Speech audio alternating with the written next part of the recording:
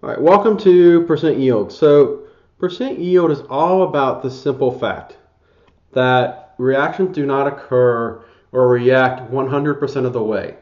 That when you burn a match, the entire match does not disappear and burn and turn to ash. That part of it doesn't react, the part where your fingers are. Or another way to think about it would be like cookie recipes. A recipe says, hey, this makes 3 dozen cookies. Really small cookies maybe, or if you don't have anybody eating the dough, whatever.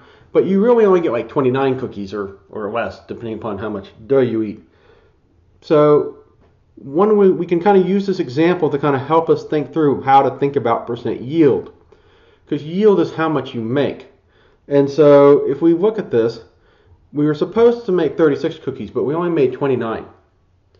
So 29 divided by 36 times 100 gives us 80.6%. We call this percent yield. Now, for chemistry, we're just going to put some little terms there. We're going to call this actual and theoretical. So 29 is how many actual cookies I made. 36 is theoretically how many I should have been able to make. And so we think of percent yield as this very simple formula. Actual over theoretical times 100. So for chemistry, you'll pretty much always be given the actual is the most common. Sometimes you'll be given the theoretical, and then you have to calculate the other using stoichiometry. All right, so let's look at an example. If you start a reaction with 5.24 grams of magnesium, and you're able to produce 7.96 grams of magnesium oxide, then what is the percent yield? All right. So one of the ways, just like when we did stoichiometry, that it's helpful to kind of draw out the stoich road. It's really helpful to think about, all right, what's my actual, what's my theoretical, what do I need to do? So in this case, we're given the actual. We are said, hey, you make 7.96 grams of magnesium oxide.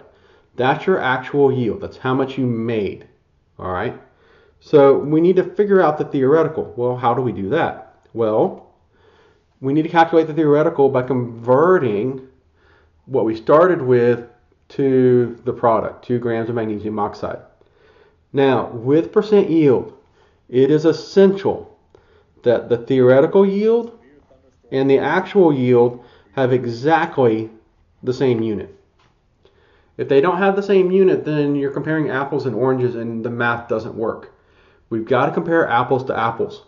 It is critical that these have the same unit. Okay? And that somewhat makes this somewhat foolproof. That even if you accidentally convert this to grams of magnesium, if you do the math right, and I'm trying to remember, I'm pretty sure if you do the math right, it comes out to the same percent.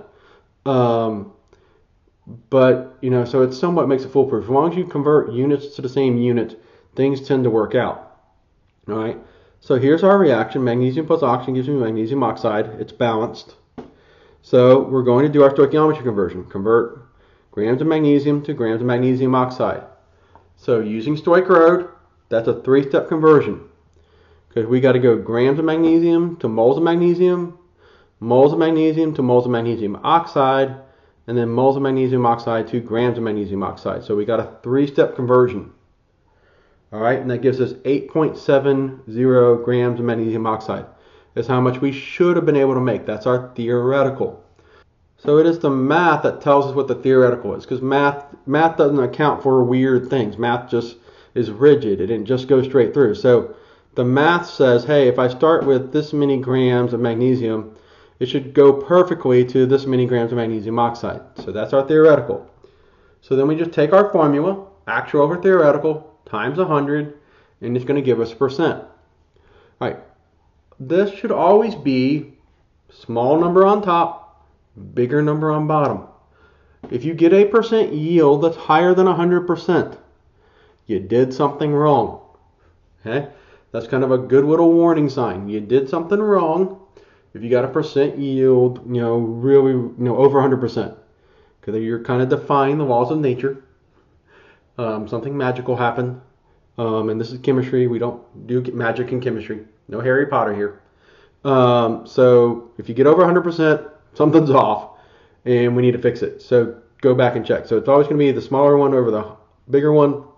And so it's actual over theoretical times 100, 91.5% yield. All right, let's look at the second example. You start with 81.38 grams of copper to chloride. You're able to collect 33.21 grams of copper. What is the percent yield? So this one works exactly like the one we just did. We're told how much copper we collected. So that's our actual yield, 33.21. And then we need to basically take the other number that we're given and convert it to the same unit. So we're going to take that 81.38 grams of copper to chloride and convert that to grams of copper. Simple three-step conversion using the Stoic Road. And we get that we should have made 38.47. So then we take, once again, actual over theoretical times 100 gives you 86.3%.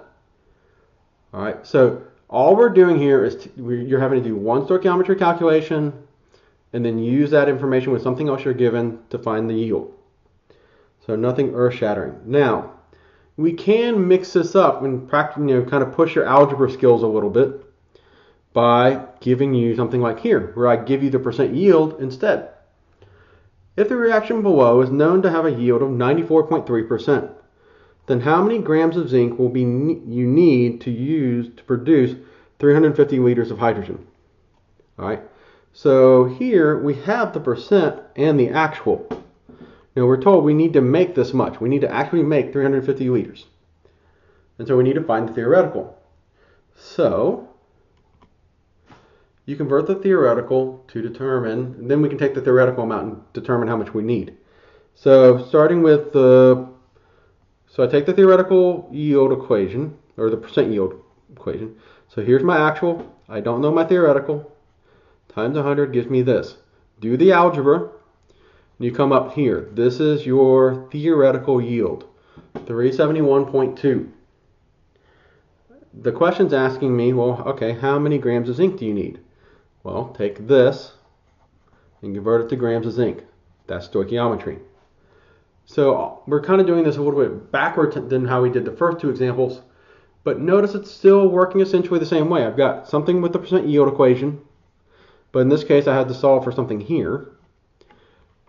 And then there's stoichiometry step as well. So it still works essentially the same way, just backwards from how we've seen the first two examples.